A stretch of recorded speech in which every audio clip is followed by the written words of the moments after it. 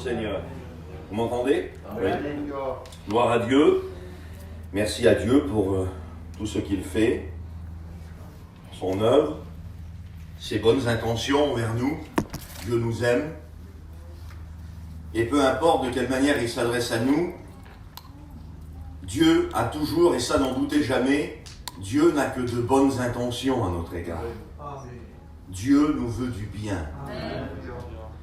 Il aime nous rassurer, on a besoin d'être rassurés, nous, parce qu'on ne marche pas par la vue. Un jour, on marchera par la vue au ciel, dit la Bible. Mais aujourd'hui, on marche par la foi.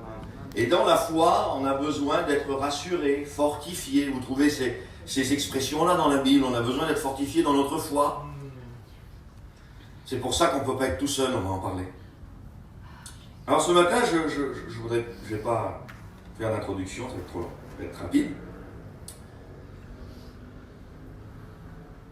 On va faire une lecture dans la parole de Dieu. Amen. Je ne vais pas faire l'introduction, on va rentrer directement dans le message. Le Seigneur veut nous apprendre ce matin. Il veut nous apprendre. Tous les jours, il veut nous apprendre. Pourquoi Dieu veut nous apprendre? Pour qu'on arrête de perdre. Vous comprenez? Le Seigneur veut nous apprendre pour que nous puissions gagner. Dieu veut nous apprendre pour pas qu'on recule, mais pour qu'on avance. Dieu veut nous apprendre. Je fais une lecture avec vous dans la parole de Dieu, dans le livre des Proverbes, pour ceux qui ont la Bible.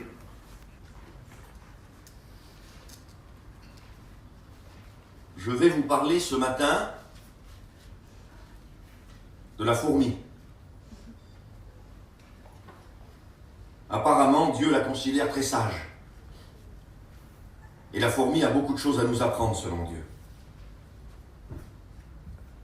Alors, on fait une lecture ensemble dans le livre des Proverbes, chapitre 30, et verset 24.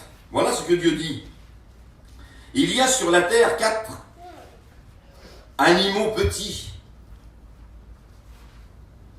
et cependant des plus sages. La sagesse, c'est l'intelligence selon Dieu. C'est pas l'ingéniosité de la terre, la sagesse, hein. C'est l'intelligence selon Dieu. Il y en a 4 petits qui sont cependant des plus sages. Les fourmis, peuple sans force. Pas de force, une fourmi, hein, c'est un insecte qui est gros comme ça. Apparemment, c'est sans force. Qui préparent en été leur nourriture. Les damans, c'est une espèce de... Les damans, c'est une espèce de blaireau. Une autre traduction dit que c'est un lapin, mais enfin c'était un animal qui existait à l'époque, je pense qu'il n'existe plus maintenant. Les damans, peuple sans puissance, placent leur demeure dans les rochers. Le troisième, c'est les sauterelles, qui n'ont point de roi et qui sont cependant sortent tous en division, partent tous ensemble. Et pourtant, ils n'ont pas de roi, mais ils sont très organisés.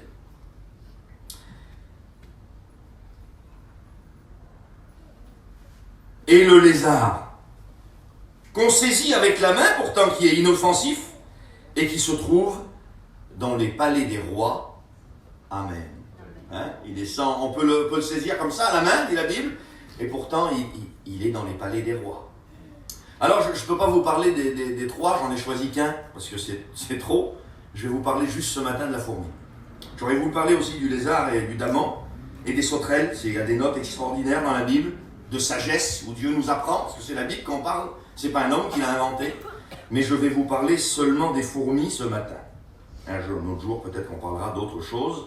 Alors certains se disent, il va tous nous les faire, il nous a fait l'escargot, maintenant la fourmi. On va faire que la fourmi ce matin. C'est la Bible qui en parle. Je lis un verset avec vous, un autre verset, dans les Proverbes, qui parle uniquement de la fourmi.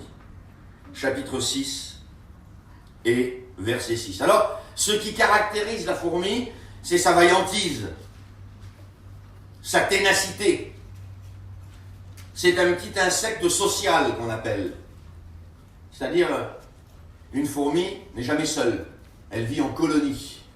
Et on peut symboliser la colonie comme l'église, la fourmilière. Une fourmi tout seule, on va le voir, elle ne survit pas. Ils ont tous besoin des uns des autres. Mais ce qui la caractérise, c'est sa vaillantise, c'est sa ténacité, c'est son aptitude au travail. C'est une bosseuse, la fourmi. Et voilà ce qu'il dit dans les Proverbes, chapitre 6 et verset 6. C'est Dieu qui dit ça. Il dit, paresseux, va vers la fourmi. Eh oui, c'est une bosseuse. Paresseux, fatigué chronique, va, l'autre jour je l'ai dit ça, j'ai une fatigue chronique en ce moment, je suis très fatigué. Mais il parle du spirituel, bien sûr. Paresseux, va vers la fourmi, considère ses voies et devient sage. Oh là là! Dieu demande aux hommes d'aller vers la fourmi et de s'en inspirer. Apparemment, Dieu la connaît mieux que nous encore. Il la connaissait alors que les biologistes ne la connaissaient pas encore. Tous ceux qui étudiaient les animaux ne la connaissaient pas. On a fait des grandes découvertes sur la fourmi dans les années 50. Avant ça, on n'en savait pas grand-chose. Il y a encore des centaines d'espèces qu'on ne connaît pas. Mais Dieu, déjà, dans les proverbes, il y a des centaines d'années, des siècles, Dieu connaissait la fourmi, c'est lui qui l'a créée. Paresseux, va vers la fourmi, considère ses voies, regarde comment elle vit, et devient sage. Elle n'a ni chef, ni inspecteur, ni maître, et pourtant, elle prépare en été sa nourriture. Elle amasse pendant la moisson de quoi manger. Elle n'a ni chef, ni inspecteur, et pourtant, elle amasse en été sa nourriture. Pendant la moisson, elle amasse de quoi manger. Paresseux, jusqu'à quand seras-tu couché? Quand te lèveras-tu de ton sommeil? Un peu de sommeil, un peu d'assoupissement, vous connaissez ce verset. Un peu croiser les mains pour dormir, et la pauvreté te surprendra comme un rôdeur, et la disette comme un homme en armes. Amen. Frères et sœurs, à combien la disette spirituelle est une grande calamité, la pauvreté spirituelle. Vous savez, des fois on se soucie beaucoup, tous les hommes sont comme ça. Dans la vie, on a peur de manquer. Mais c'est pas très grave si on manque des choses de ce monde. Manquer d'argent, c'est pas très grave. Manquer de Dieu, c'est plus grave. Et on ne doit pas manquer de Dieu. On a le droit de manquer de tout, mais pas de Dieu. On n'a pas le droit de manquer de Dieu. Alors je vais rentrer tout de suite dans les notes sur la fourmi. C'est quand j'ai fait la fourmi que j'ai vu que je ne pouvais pas faire le lézard, ni la sauterelle et ni le daman. Alors, la fourmi, premier point, elle est prévoyante. Il n'y a pas plus prévoyant qu'une fourmi. Elle travaille pendant l'été pour sa nourriture pour l'hiver. Elle est prévoyante. Elle sait que des jours difficiles arrivent. Écoutez bien ça. Sommes-nous conscients, frères et sœurs, que des jours difficiles arrivent? Sommes-nous prévoyants dans le spirituel? La fourmi l'est. Elle travaille pendant l'été en prévoyant pour les jours où elle ne pourra plus travailler. Ça ne vous rappelle pas un verset des Écritures?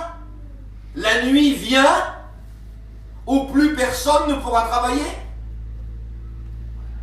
Veillez et priez, c'est-à-dire faites-vous des réserves, soyez prévoyants, car la nuit vient où plus personne ne pourra travailler.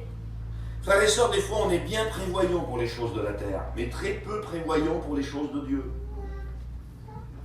C'est mieux d'être prévoyant pour les choses de Dieu et un peu moins prévoyant pour les choses de la terre. Il ne faut pas être dans le désordre. La Bible dit que chacun mange son propre pain, dit la Bible. C'est Paul qui le dit. Dieu veut qu'on mange notre propre pain, mais on n'en a pas besoin de wagons de pain. Vous allez manger un wagon de pain, vous allez mourir de l'estomac, vous allez faire une cirrhose du foie par la nuit. Ah oui, manger trop de pain, il y a un problème après, vous étouffez. Vous voyez ce que je veux dire? Que chacun mange son propre pain, mais on n'a pas besoin de wagons de pain. La nuit vient où personne ne pourra travailler. La fourmi le sait. Elle travaille pendant qu'il en est encore temps. Ça ne vous rappelle pas des versets de la Bible? Travaillez pendant qu'il est temps, car la nuit vient où plus personne ne pourra travailler. Elle est prévoyante, elle sait que les jours difficiles arrivent. Pour elle, c'est l'hiver. Pour nous, c'est ce qui est devant, là. Et je peux vous assurer que ce qui est devant, c'est très sombre. C'est maintenant qu'il faut être spirituel. C'est maintenant qu'il faut s'attacher à Dieu. Car le jour du Seigneur est plus près de nous aujourd'hui que lorsque nous avons cru. C'est Paul qui le dit. C'est plus près maintenant. Il ne faut plus être négligent. On n'a plus le droit maintenant d'être négligent. Il faut se mettre au travail. Il faut miser dans le spirituel. Elle travaille parce qu'elle sait que des jours difficiles arrivent. Elle se prépare. Elle ne se relâche pas. Elle ne veut pas être surpris par l'hiver, frères et sœurs. La Bible dit que nous ne sommes pas des ténèbres pour que ce jour nous surprenne. Mais il faut être dans la lumière pour pas que ce jour nous surprenne. Vous savez qu'il y a des baptisés qui seront surpris par l'enlèvement de l'Église. Les chrétiens ne seront pas surpris par l'enlèvement de l'Église. Mais certains baptisés le seront. Oula, Nessim, c'est bizarre ce que tu dis. Faites ça avec la tête pour voir s'il y en a qui comprennent. Amen. L'Église, les chrétiens ne seront pas surpris par l'enlèvement de l'Église. Vous n'êtes pas des ténèbres pour que ce jour vous surprenne. Qu'est-ce que ça veut dire? Ça veut dire que c'est ceux qui sont dans la lumière qui ne seront pas surpris. Mais ceux qui seront dans les ténèbres, il y aura des baptisés dans les ténèbres, frères et sœurs. Il y en aura, il y en aura. Il y en aura. Seigneur, on a prêché, on a fait ci, on a fait là. Arrière de moi, je ne vous ai jamais connu. Il y a eu un baptême hier, c'est extraordinaire. Et puis on a fait un vrai baptême, on l'a écouté témoigner. Hein, j'en dirai pas plus, mais c'est un vrai baptême qu'il y a eu hier. Amen. Qu'est-ce qu'il veut dire? C'était un vrai baptême. Mais ça ne sauve pas. Là. On a baptisé quelqu'un de sauvé hier. Elle s'est engagée publiquement. Mais c'est quelqu'un de sauvé qu'on a baptisé. Ça sauve personne, ça. C'est de l'eau. On va l'acheter tout à l'heure. On ne l'a pas acheté hier parce que ça allait faire de la boue. Mais tout à l'heure, on va l'acheter. Vous comprenez? La Sainte Seine, là, c'est très important. La Sainte Seine, on va la prendre. Mais ce qui va rester de la Sainte Seine, là, ça va aller à la poubelle. C'est que des choses visibles, ça. C'est des choses physiques. La Bible dit, ne vous attachez pas à ce que vous voyez. Attachez-vous à l'invisible. C'est Dieu, ça. Amen. Elle sait que les jours arrivent. Alors elle est prévoyante. Soyons prévoyants. Ne vous amassez pas des trésors sur la terre. Ne prévoyez pas que sur la terre. Amassez-vous des trésors dans le ciel, là où la teigne et la rouille ne touchent pas, et aucun voleur ne peut dérober. Demain, on peut tout vous prendre. Demain, vous avez un contrôle fiscal, on vous prend tous les sous qu'il y a sur votre compte. Et puis, si on arrive à trouver votre caravane, on prend aussi tout ce qu'il y a dedans. On peut tout vous prendre demain. Il y a quelque chose qu'on ne peut pas vous prendre, qu'on ne peut pas me prendre. C'est Dieu. Amen. Spirituel. Alléluia. C'est ça la valeur. Alors, elle est prévoyante. En deux, elle est courageuse. La fourmi, elle est courageuse. Elle sort au péril de sa vie. Elle sait qu'à chaque fois qu'elle sort de la colonie pour aller chercher de la nourriture, elle sait qu'elle peut être mangée par un insecte plus gros qu'elle. Et elle a des ennemis, on va les voir tout à l'heure, qui chassent pratiquement que les fourmis. Il se lève le matin, il pense aux fourmis. On va le voir après. C'est un peu le diable. Hein. Le diable, je ne sais pas s'il dort, mais quand il se lève le matin, à qui il pense? Aux chrétiens. Il a juré la perte de tous les hommes. Elle sait que quand elle sort de la colonie, quand elle va au travail, elle sait qu'elle met sa vie en danger, mais elle est courageuse. C'est pas une peureuse, la fourmi. Elle est courageuse. Elle sort au péril de sa vie. Elle fait face à la réalité, frères et sœurs. Frères et sœurs, chaque chrétien, chaque chrétienne doit faire face à la réalité des jours dans lesquels on est. On doit être courageux, frères et sœurs. Une fourmi, elle n'est pas grande pourtant, hein. Elle n'est pas grande, mais elle est courageuse.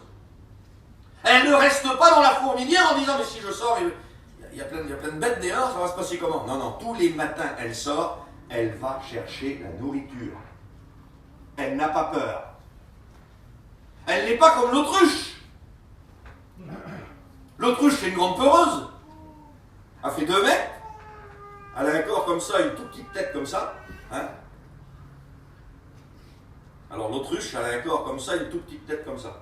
Nous, il ne faut pas qu'on aille une tête comme ça et un petit cœur comme ça.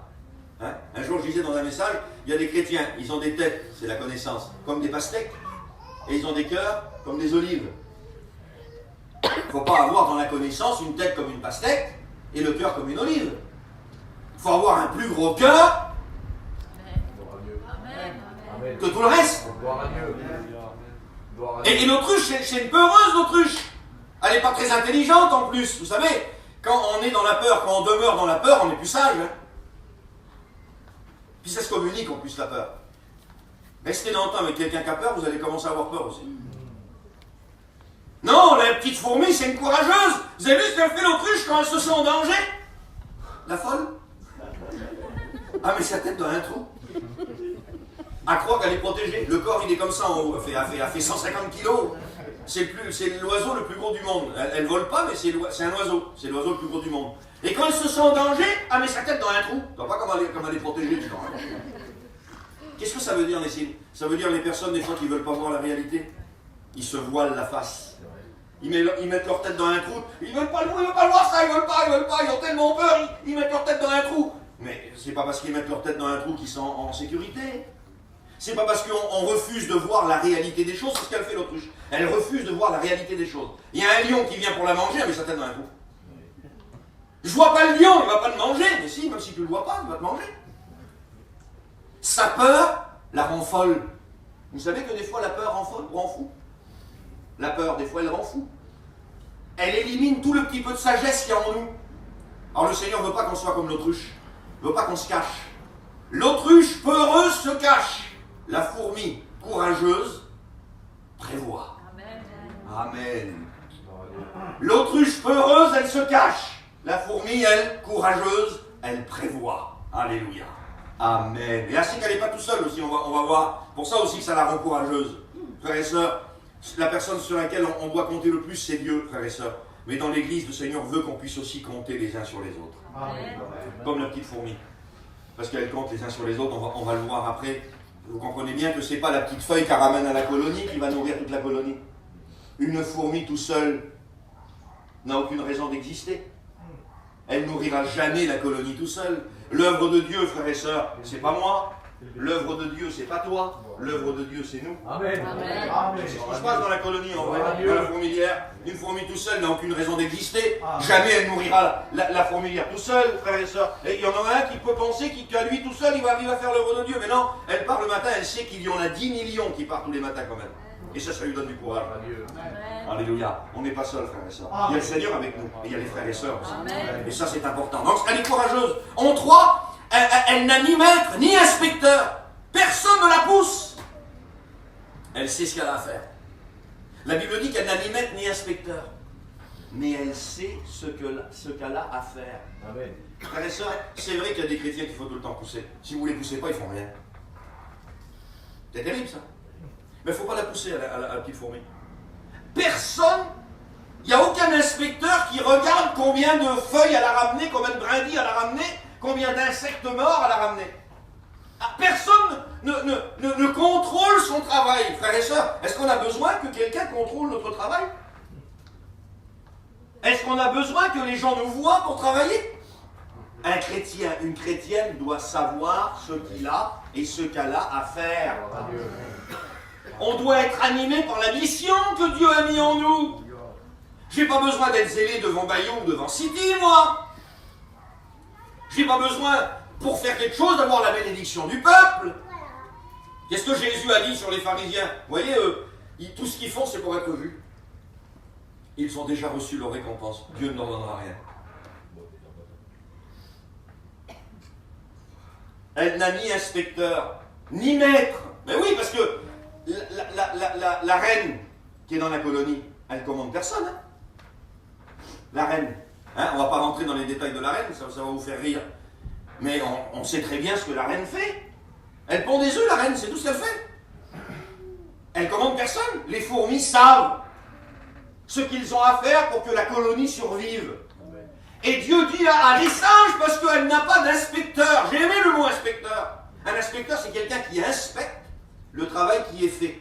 Alors des fois, ça pourrait mettre un peu de pression. Si on avait un inspecteur qui inspecte le travail qui est fait. Imaginez que la fourmi, il faudrait qu'elle pointe comme à l'usine. Alors là, il faudrait qu'elle soit à l'heure. Il y a un inspecteur. Mais là, il n'y a pas d'inspecteur, frères et sœurs. Elle part à l'heure. Elle fait son quota et elle ne rentre pas plus tôt. Vous voyez? Amen. On n'a pas besoin d'être inspecté, frères et sœurs. Dieu, de toute façon, ne nous demandera jamais ce qu'on n'a pas envie de faire. Il ne nous demandera jamais à faire ce qu'on n'a pas envie de faire, frères et sœurs. Si quelqu'un veut venir après moi, qu'il se charge de sa croix, qu'il renonce à lui-même et qu'il me suive, mais s'il ne veut pas, qu'il reste où il est. La fourmi, elle n'a personne qui la pousse. Elle n'a pas besoin d'être poussée, frères et sœurs. Il y a des moments dans notre vie où on a besoin d'être poussé. Mais on ne peut pas être poussé et porté en permanence. Vous comprenez ça? Parce que la personne qui vous pousse ou la personne qui vous porte, le jour où cette personne-là a besoin d'être poussée ou portée, et que vous êtes toujours dans l'état où il faut vous pousser ou vous porter, ben vous finissez tous les deux par terre. Le Seigneur veut que nous puissions savoir à quelle mission Dieu nous appelle. Vous comprenez? Elle sait, la petite fourmi, ce qu'elle doit faire. Elle est forte. Elle est forte. Alors, en majorité, les fourmis en Europe,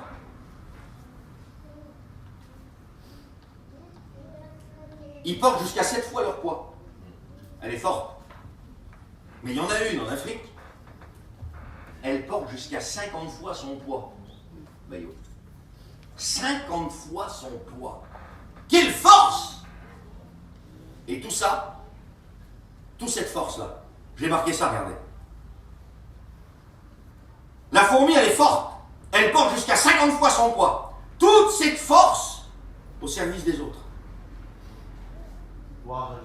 Parce que tout ce qu'elle ramène, c'est pour la colonie.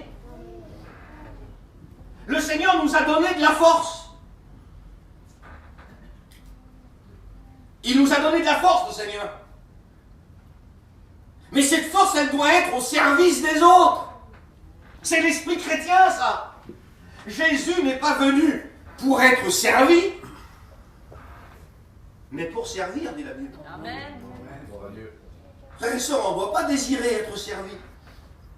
Le vrai chrétien doit désirer servir les autres. Amen. C'est l'esprit chrétien, ça. Quand on est dans le monde, on pense qu'à nous, et c'est normal. Et quand on se convertit, on commence à penser aux autres. Quel miracle! Quand Dieu déverse son amour dans nos cœurs par le Saint-Esprit, dit la Bible, on commence à lever la tête et à regarder le besoin des autres. Elle est forte, mais cette force, elle ne la garde pas que pour elle. Elle sait que cette force que Dieu lui a donnée, parce que c'est Dieu qui a donné la force à la fourmi, c'est un insecte social. Ils vivent en communauté et chacun amène la nourriture dans la colonie. Dieu a donné la force à la fourmi pour que les fourmis survivent. Comment qu'ils auraient fait sinon? C'est Dieu qui lui a donné cette force-là, mais elle sait que toute cette force que Dieu lui a donnée, c'est pas pour elle, c'est pour la colonie qui est le symbole de l'Église. Oui, c'est pour la colonie, symbole de l'Église. Toute cette force, elle est pour la colonie, frères et sœurs. Toutes les bénédictions que Dieu nous donne, bien sûr qu'en partie c'est pour nous, parce que ce qu'elle va ramener dans la colonie dans l'hiver, elle va le manger aussi, elle.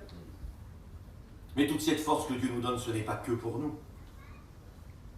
C'est pour la colonie. Alléluia.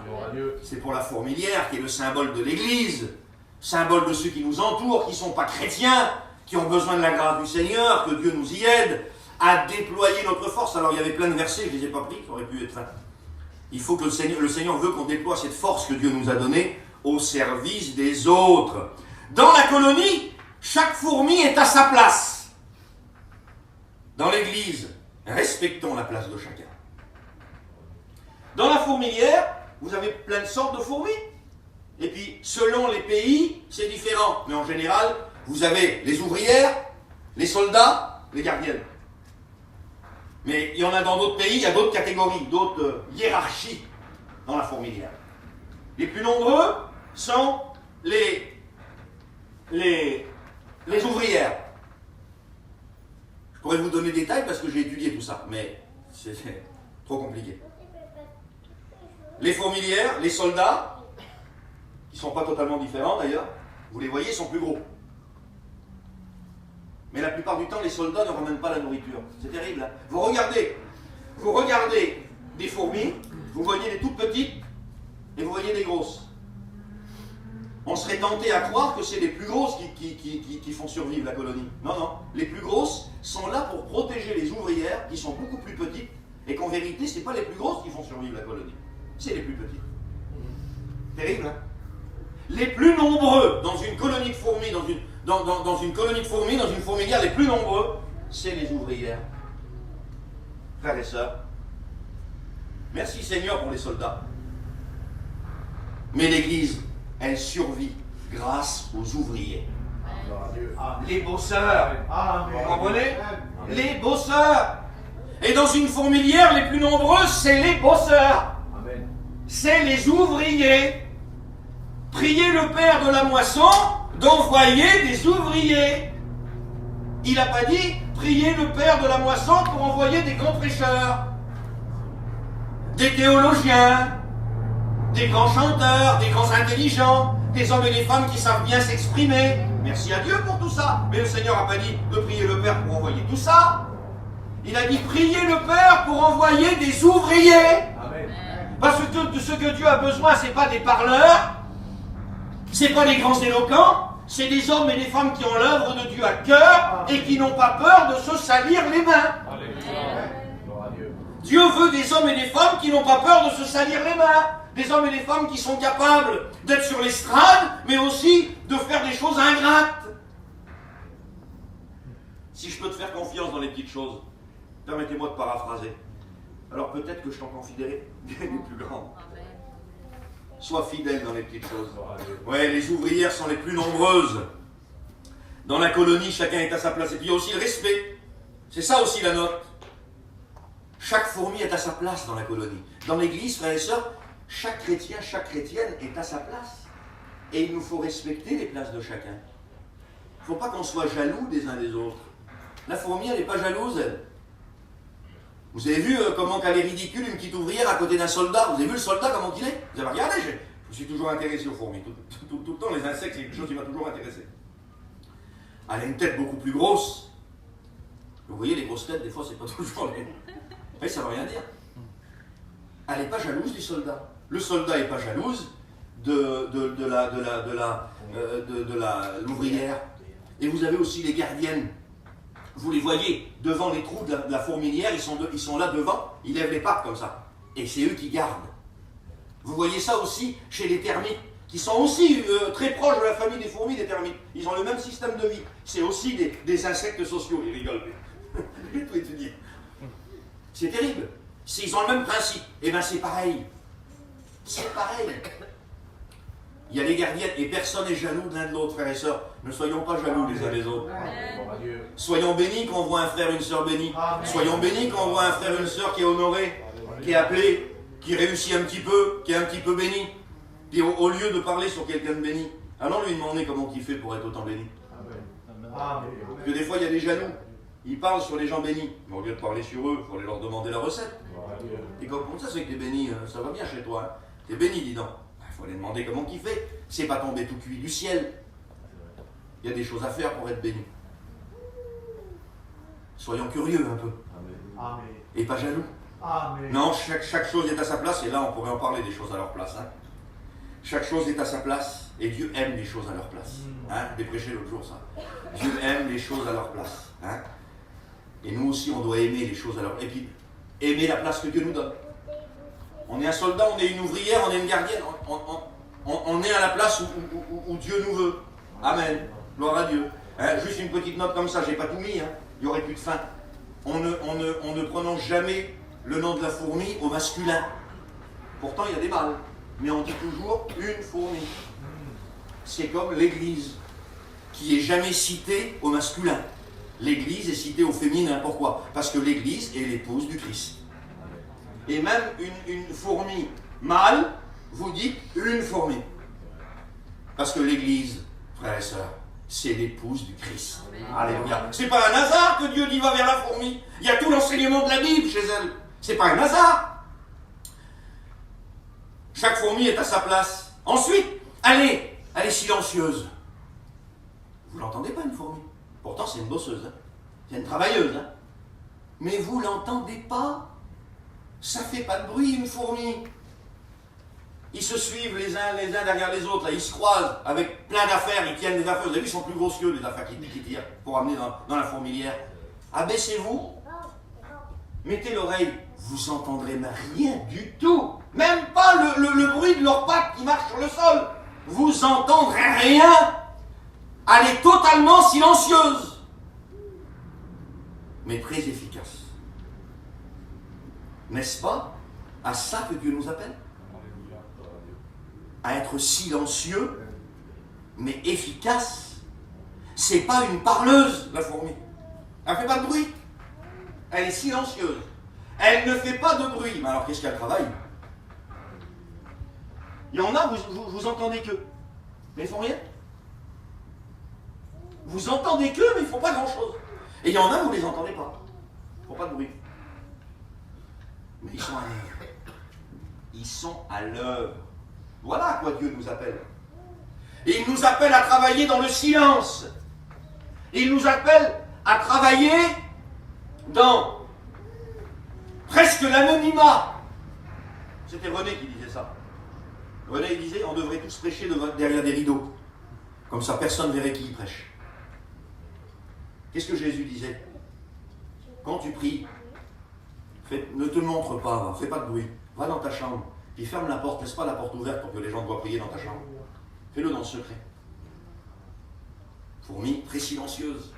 Et quand tu fais une offrande, disait Jésus, que ta main droite ne sache pas ce que donne ta main gauche. Ne fais pas comme les pharisiens qui sonnent de la trompette quand ils donnent un billet de 5 €. Alors l'euro n'existait pas à l'époque. Mais ça veut dire un peu ça. Ne sonne pas de la trompette quand tu donnes une offrande, quand tu fais l'aumône. Et quand tu jeûnes, ne fais pas ton visage tout défait. Ne montre pas aux gens que tu jeûnes. Qu'est-ce que ça, mon frère? Je jeûne. Pas manger, tu vas faire une hypoglycémie. Ne montre pas aux gens que tu jeûnes quand tu jeûnes. Parfume ta tête. Ne montre pas. Dieu qui te voit dans le secret te le rendra.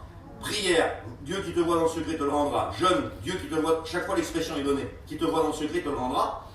Et quand tu donnes dans le secret, Dieu qui te voit dans le secret te le rendra. Qu'est-ce que ça veut dire? 3 fois l'expression est donnée.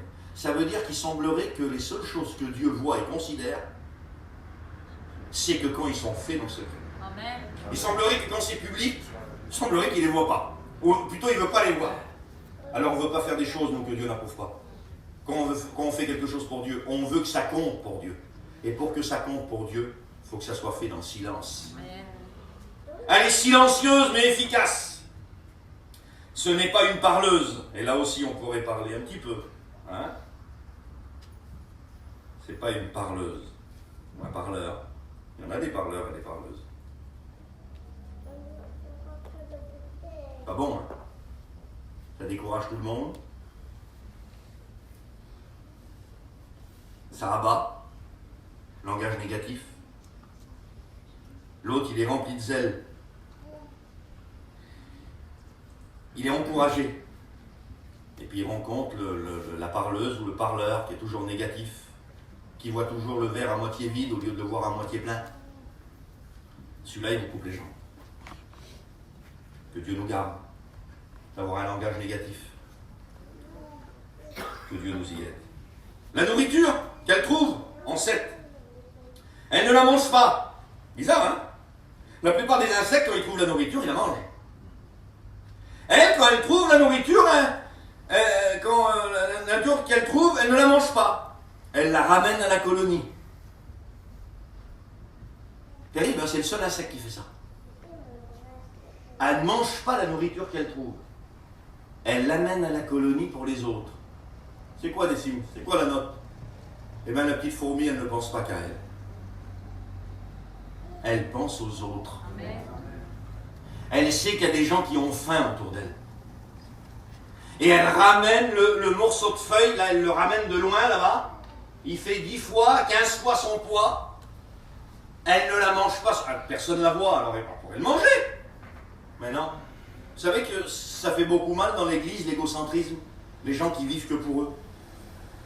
Dans l'église, ça fait mal, ça. Parce qu'un chrétien, le Seigneur, il ne veut pas qu'il vive que pour lui. On s'est trouvé en mission cet été-là, et on a fait des belles places. On a fait la majorité de belles places. Et on a fait des places où vraiment, c'était pas terrible. Mais j'ai aimé. J'ai aimé l'attitude de la majorité. Donc, je vais dire la majorité, je ne vais pas dire tous parce qu'il y a eu des plaignards. Mais la majorité, ça m'a béni, moi. On a été sur des places où c'était atroce. Une place ou deux. La majorité ne se plaignait pas. Terrible, hein? Ils pensaient à la mission. Ils pensaient aux chrétiens qui avaient besoin d'être bénis et aux inconvertis qui avaient besoin de se convertir. Quelle bonne vision! Quand on ne pense pas qu'à nous. Vous voyez, les personnes, ils pensent qu'à eux. Ils regardent ce qu'il n'y a pas. Ils regardent tout ce qui les embête. C'est toujours pour eux. Ils ne pensent pas aux autres. L'égocentrisme. C'est terrible dans l'église, l'égocentrisme. La petite fourmi, c'est une insecte sociale, frères et sœurs. Vous savez que dans les chrétiens, on doit être aussi sociaux. Amen. Amen. Vivre en communauté, elle vit en communauté. On doit penser aux autres. Et la nourriture que Dieu nous donne, elle n'est pas toujours que pour nous. Pensons aussi à nourrir les autres. Que Dieu nous y aide. Elle n'est pas égoïste, la petite fourmi. La nourriture qu'elle trouve, elle la ramène à la colonie. Ensuite, une fourmi seule, j'ai écrit, je vous en ai dit un petit mot tout à l'heure, une fourmi seule ne survit. Une fourmi seule ne survit pas. Sa survie, c'est la colonie. Ouais. Un chrétien seul ne survit pas, frère et sœur. La fourmi tout seul, elle meurt. C'est prouvé, hein? J'ai regardé. Une fourmi qui s'égare et qui se perd, elle meurt. Parce que sa survie, c'est la colonie. Frères et sœurs, ne nous éloignons pas des frères et des sœurs. Ne nous éloignons pas de l'Église. Notre survie, c'est l'Église. Qu'il est bon à des frères et des sœurs de demeurer ensemble. C'est là. C'est pas là-bas tout seul. C'est là que Dieu envoie sa bénédiction. Il est bon pour des frères et des sœurs de demeurer ensemble, car c'est là que Dieu envoie sa bénédiction. Favorisons toujours la communion des frères et des sœurs. Ne nous isolons pas. Ne nous isolons pas. Un chrétien seul meurt. C'était un pasteur qui avait fait ça un jour. Il y avait un chrétien qui était venu vers lui. C'était chez nous que ça s'est passé. Un chrétien qui était venu vers lui. Il était dans sa maison, devant la cheminée, et le chrétien était venu vers lui. Mais ce chrétien-là avait resté un moment sans venir à la réunion. Il savait un petit peu éloigner des frères et des sœurs. Et bien sûr, comme il savait éloigner des frères et des sœurs, il allait mal. Parce que quand on s'éloigne de l'église, on va mal. C'est juste un camping qui part.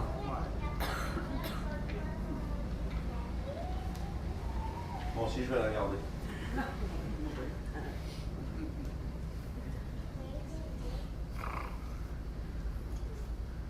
Et il avait téléphoné au chrétien, puis il avait dit, je vais bien passer un petit peu vers toi. Il dit, ça va pas en ce moment. Mais le pasteur savait pourquoi ça allait pas. Il y avait plusieurs jours qu'il ne venait plus à l'église, plus aucune communion avec les frères. Il commençait à fréquenter un petit peu les païens, mais pas pour les évangéliser. Donc il n'allait pas bien. Quand on se sépare des frères, on va pas bien. Et le pasteur était chez lui, devant sa cheminée. C'était le soir, comme ça, l'hiver. Et le chrétien est venu. Il s'est assis à côté du pasteur. Alors, ça va, ça va? Ma femme, tu veux un petit café? Oui. Fais un petit café pour le frère. Et puis ils ont parlé d'une chose et d'une autre. Et le chrétien attendait que le pasteur démarre la conversation. Il n'osait pas trop démarrer. Et le pasteur, inspiré par le Saint-Esprit, a pris le tisonnier. Pas dit un mot, le pasteur. Il a pris le tisonnier. Il a pris une braise dans le feu. Et il l'a sorti du feu et il l'a mis à côté. Le chrétien, voyez, frère. Il a continué à parler d'une chose et d'une autre. Et de temps en temps, le pasteur regardait sur la braise qu'il avait sortie du feu et le chrétien aussi regardait dessus. Et à un moment donné, la braise, quand vous la sortez du feu, qu'est-ce qu'elle fait? Elle s'éteint. Et là, le chrétien, par le Saint-Esprit, a compris le message. Il a commencé à pleurer. Le pasteur n'avait pas dit un mot. Le Seigneur était en train de faire ressentir au chrétien et lui donner le message que le Seigneur lui avait donné ce jour-là. Tu t'es séparé du frère. Tu es sorti du foyer. On appelle ça un foyer. Tu es sorti des braises, des frères et des sœurs. Tu es sorti, c'est normal, tu t'éteins. Et là, le chrétien a commencé à pleurer. Le pasteur l'a regardé, il a dit, t'as compris? Et ils ont prié ensemble. Le chrétien est revenu à l'église. Dieu lui avait parlé. Frères et sœurs, un chrétien ne vit pas seul. Il ne survit pas seul. Il a besoin de ses frères et de ses sœurs. Alléluia. On a besoin de rester dans la colonie qui est l'Église. Amen. Amen. Que Dieu nous y aide. Je vous l'ai dit tout à l'heure, l'œuvre de Dieu ne se fera pas par moi ni par vous. L'œuvre de Dieu se fera par nous. Alléluia. Il y a aussi ce symbole-là. Elle n'est pas toute seule, elle vit dans la colonie parce qu'elle travaille en équipe. Frères et sœurs, on est une équipe. Et on doit travailler en équipe, frères et sœurs. On a besoin les uns les autres. On doit travailler en équipe. Là, il y aurait aussi plein de choses à dire. Elle a une mauvaise vue. Ça y est, je suis presque à la fin. Elle a une mauvaise vue, la fourmi. Elle voit très mal. Alors vous allez me poser la question, comment qu'ils font pour se suivre? Vous avez vu? C'est curieux, hein? Je ne sais pas à combien elle voit devant elle, mais rien du tout. Elle a une très mauvaise vue. Elle voit, mais vraiment très peu. Mais comment ils font pour se suivre comme ça? Et vous savez à quoi ils se suivent? Je l'ai écrit comme ça. Hein? Elle a une mauvaise vue. Mais comment ils arrivent à se suivre? Ils arrivent à se suivre grâce aux phéromones. Alors c'est quoi les phéromones? C'est une odeur que les fourmis laissent au sol quand ils marchent. Terrible. Quand les fourmis marchent par terre, ils laissent une odeur par terre. Et la fourmi qui passe derrière, elle ne la voit pas, la fourmi devant elle, parce qu'elle a une très mauvaise vue. Mais elle sent les phéromones par terre, l'odeur. Et à cause de l'odeur, il n'y en a pas une qui se perd. Gloire à Dieu. Gloire à Dieu. Amen, amen. Amen. La bonne odeur du Christ, frères et sœurs, qui fait que des gens nous suivront. Quand vous n'avez pas l'odeur du Christ, personne ne vous suit. Enfin, pas du moins ceux qui veulent plaire à Dieu. Hein. D'autres vous suivront. Hein. Mais sans l'odeur du Christ, il n'y a pas une personne qui veut plaire à Dieu qui vous suivra. On se perd sans l'odeur du Christ. C'est aussi le témoignage, l'odeur. Certains auront une odeur de mort, d'autres une odeur de vie. C'est le témoignage. On suit des hommes et des femmes de témoignage. On les suit, on les écoute, on les entend. On aime être avec eux quand ils ont un bon témoignage. Parce que dans la Bible, l'odeur, c'est le témoignage. C'est ce que vous dégagez. Et quand vous dégagez du spirituel, les gens vous suivent. Une des plus belles exemples dans les évangiles, c'était Jean-Baptiste. On a parlé de Jean-Baptiste avant-hier. Et qu'est-ce qu'on a dit sur le chemin? Il devait sentir mauvais. Et sûr et certain que Jean-Baptiste devait sentir mauvais. Il avait sur lui un poil de chameau, il vivait dans le désert, il mangeait du miel et des sauterelles. Il ne devait pas être super frais, Jean-Baptiste. On en parlait avant-hier. Mais alors il y avait une autre odeur qui dégageait de lui. Amen. Les gens se dérangeaient des villes Alléluia. pour aller au désert écouter. Ils quittaient les synagogues, où il y avait ces grands hommes-là, habillés avec tous les ustensiles dans les synagogues. Et Jésus disait aux gens qui se cachaient pour aller l'écouter, avec beaucoup d'ironie, Jésus disait sur eux, mais qu'est-ce que vous avez été voir au désert? Il va nous poucrave, il va dire qu'on a écouté Jean-Baptiste. Il va nous poucrave. Vous avez été voir qui au désert? Des gens, un roseau agité par le vent? Qu'est-ce qu'il y a d'intéressant au désert? Pourquoi vous avez été au désert? Il va le dire, il va nous poucrave. Mais les hommes avec des habits somptueux, ils sont dans les palais. Qu'est-ce que vous avez été écouter un homme dans le désert, il a voilà la barbe, ils sont mauvais. Mais il avait l'odeur de Dieu. C'est pour ça que les gens venaient. Ils venaient l'écouter parce qu'il avait l'odeur de Dieu. Il y en a qui se plaignent des fois que les gens ne viennent pas assez. Il faut plus de spirituel, mes frères et sœurs. Il y en a qui se plaignent des fois que les gens ne viennent pas assez. Mais vous venez vers quelqu'un qui vous apporte. Vous comprenez, ça, vous suivez quelqu'un qui vous apporte. Il faut plus de spirituel.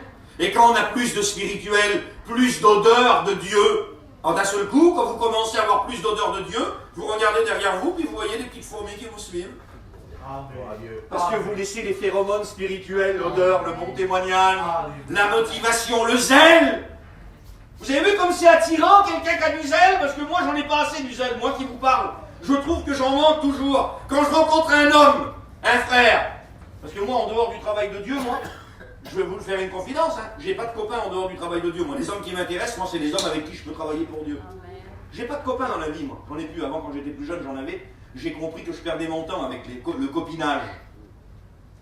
J'ai réalisé à un moment donné dans ma vie que je perdais mon temps avec le copinage.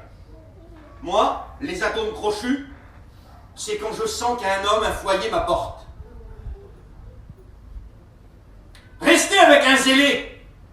vous allez devenir zélé. C'est attirant quelqu'un qui est zélé. C'est attirant quelqu'un qui prie un peu plus que vous. Restez pas constamment avec des gens moins spirituels que vous. Vous allez couler. Recherchez la compagnie de ceux qui sont plus spirituels. Ils vous attireront vers le haut. Aidez ceux qui sont moins spirituels que vous. Aidez-les. Priez pour eux. Mais ne vous attachez pas à eux. Ne vous attachez pas à eux. S'attacher à quelqu'un qui est moins spirituel que vous, c'est comme si que quelqu'un qui ne sait pas nager essaye de sauver quelqu'un qui ne sait pas nager. Ils vont se noyer les deux. Vous comprenez? Elle laisse une odeur. Alléluia. Et c'est pour ça qu'ils se suivent. Alors ils partent et ils reviennent. Il n'y en a aucune qui se perd. À cause de l'odeur. Alléluia. Que Dieu nous y aide. Ça y est, je suis presque à la fin. Alors, il y a une... Donnez-moi 5 minutes, j'ai terminé. Comme Jean-Baptiste. 10e point, il y en a encore 2 après, et c'est fini. 10e point, il y a une fourmi. C'est la plus grosse fourmi de tous les fourmis qui existent sur la Terre. Elle est en Afrique. Il n'y a pas plus grosse qu'elle, c'est la plus grosse fourmi. Et elle a la piqûre la plus douloureuse du règne animal. Elle n'est pas grande pourtant. Finney, comment elle s'appelle? Balle de fusil. La fourmi balle de fusil. Tellement sa piqûre est douloureuse. Il n'y a pas une piqûre dans le règne animal. Alors il y en a qui pensent au serpent, il y en a qui pensent... Non, elle n'est pas mortelle, c'est-à-dire elle vous pique, vous ne mourrez pas. Mais c'est une douleur, elle est paralysée. Elle vous pique là, vous les voyez, vous regardez sur YouTube, ils pleurent comme ça, ceux qui sont piqués. C'est une douleur comme si on vous coupe une main. C'est reconnu comme la piqûre la plus douloureuse du règne animal. Mais elle ne pique jamais une autre fourmi. Elle ne pique que les prédateurs. Qu'est-ce que ça veut dire, messieurs? Frères et sœurs, Dieu nous a donné de la force, Dieu nous a donné des armes. Mais ne nous trompons pas de combat. Ne nous piquons pas les uns les autres, frères et sœurs. Gloire à Dieu. S'il y a quelqu'un qu'il faut piquer, c'est le diable. Vous n'avez pas à lutter contre la chair et le sang. Autrement dit, votre combat, ce n'est pas vos frères et vos sœurs. Ce n'est pas eux qu'il faut piquer. Elle a une piqûre extrêmement douloureuse, mais elle ne pique jamais une autre fourmi de sa colonie. Elle garde sa piqûre mortelle, douloureuse, pour l'ennemi qui veut la manger. Faut pas qu'on se trompe de combat. Faut pas qu'on se pique les uns les autres. Faut pas qu'on se combatte les uns les autres. Alors, se combattre, non, c'est... Mais si, moi, je combats pas mes frères, je combats pas mes sœurs. Oui, d'accord, tu les combats pas, mais tu les piques pas de temps en temps, un peu. Tu les piques pas. Frères et sœurs, le Seigneur ne veut pas qu'on se pique. Hein, ça pourrait prendre ça pourrait prendre beaucoup de formes, piquer. Hein? Avec humour, des fois. Mais à la longue... Vous savez, je vais vous dire quelque chose. Les plaisanteries les plus courtes sont les meilleures. Les plaisanteries les plus courtes sont les meilleures. Quelqu'un qui vous pique tout le temps. Tout le temps, il vous pique. Il n'a jamais une bonne parole pour vous. Vous marchez sur la place. Sa camping, elle est là. Vous repartez de l'autre côté. Il fait que vous piquez. Elle fait que vous piquez. Elle a toujours une parole vexante. C'est jamais bénissant. Vous comprenez ça? Nos paroles vexantes, nos piques, nos combats, gardons-les pour le diable et les démons, pas pour les frères et les sœurs. Que Dieu nous y aide. Elle le garde pour l'ennemi. Et on y vient, l'ennemi, ça y est, je suis à la fin. Elle a 2 grands ennemis, la fourmi. Mais elle garde ses piqûres pour l'ennemi.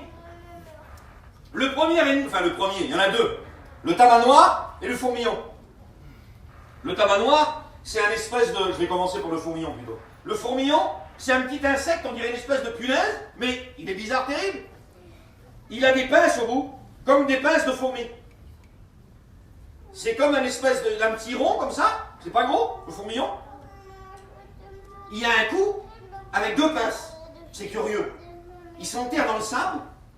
Vous l'avez vu ça? Il s'enterre dans le sable. Et ça fait comme un entonnoir dans le sable. Une fourmi, elle monte partout. Mais dans le sable, elle dérape avec les grains. Ça fait comme un entonnoir. Et lui, il est enterré au fond, il y a que les 2 pinces qui sortent. Et la fourmi, elle marche, et quand elle tombe dans l'entonnoir, là, elle ne peut plus remonter. Et il jette du sable sur elle, il jette du sable et elle tombe dans l'entonnoir, il la mange. Ça s'appelle le fourmillon. Et vous avez le tamanoir, c'est un grand mammifère, il est comme ça. Vous l'avez vu le grand tamanoir? Jamais de ma vie j'ai vu un animal pareil. On dirait qu'il est de l'époque des dinosaures. Il est curieux au monde. Il a une langue, elle est comme ça. Est-ce qu'il faut que je dise un mot là-dessus? Il a une langue, il est comme ça. Voilà la langue. Est-ce qu'il faut que je dise un mot là-dessus?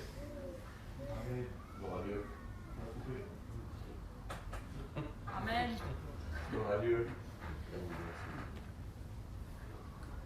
Et ce tamanoir, c'est aussi un ennemi des fourmis et des termites. Il mange que ça. Et j'ai regardé l'étymologie. Je me suis amusé un petit peu à regarder l'étymologie du nom. Du fourmillon et du tamanoir. L'étymologie, c'est la racine du mot. En latin, en grec et en hébreu. C'est la racine de ce que veut dire le mot. Écoutez bien, c'est deux grands ennemis à la fourmi. Écoutez ça. Le fourmillon est appelé dans l'étymologie de son nom en latin le lion. Le fourmi-lion, tiré lion, pareil que le lion. Écrit pareil dans l'orthographe. J'ai vérifié. Et le tamanoir, vous savez qu'est-ce que son nom signifie dans l'étymologie? Le dévoreur. Si vous associez les deux noms, ça vous donne le lion dévoreur de fourmis. Il est comme un lion rugissant, cherchant qui il va dévorer. L'ennemi, c'est le diable, frères et sœurs. C'est le lion, l'ennemi, c'est le dévoreur de chrétiens, l'ennemi. C'est pas le frère et la sœur qui est à côté de nous. Gardons nos piqûres pour le lion, gardons notre force de combat pour le diable. Le Seigneur nous appelle les uns envers les autres, frères et sœurs, pas au combat, à la douceur, à l'amour, au pardon. Dieu veut qu'on se supporte les uns les autres, que Dieu nous y aide. Et je termine avec la dernière. C'est une espèce de fourmi qui habite uniquement en Australie. Elle n'existe que là-bas. Et voilà à quoi le Seigneur nous appelle. On l'appelle la fourmi peau de miel. Si vous la voyez, c'est curieux. Elle récolte du miel. Alors, ils n'amènent rien à la fourmilière, ces fourmilières. Enfin, ils n'amènent rien. Ils n'amènent pas de branches, ils n'amènent pas de feuilles, ils n'amènent pas d'insectes. Ils amènent du miel à la fourmilière. Mais ils ne le déposent pas. Alors, si vous les voyez, vous avez vu comment s'est fait une fourmi. Dans son abdomen, elle stocke le miel. C'est une boule de miel avec une tête et des pattes. C'est une boule de miel avec une tête et des pattes. Elle est pleine de miel. Et elle vient et elle dépose directement le miel dans la bouche des autres fourmis qui sont là. Et elle va chercher du miel. Elle est en permanence remplie de miel. Et les aborigènes d'Australie, les premiers habitants d'Australie, les aborigènes, la mangent. Elle est comestible. Elle est remplie de miel. Quand vous la mangez, mangez du miel.